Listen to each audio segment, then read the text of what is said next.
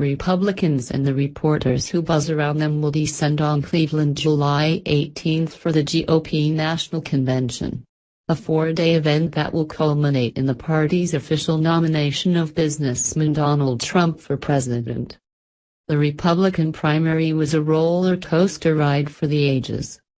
Questions of a so-called contested convention haunted the process until early May. After Ohio Governor John Kasich and Texas Senator Ted Cruz pulled the plug on their respective campaigns and cleared the path for Trump, Republican who remained decisively anti-Trump, popularized in the Never Trump Twitter movement, made a failed attempt at stopping the bussiness from collecting the nomination in the final days before the convention.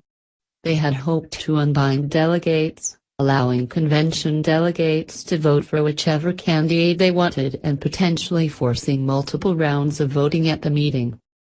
But with that drama out of the way, and Trump's selection of Indiana Governor Mike Pence for vice president made official on Friday, convention goers can focus on the speeches, ballot dropping and pomp and circumstance that often define the event.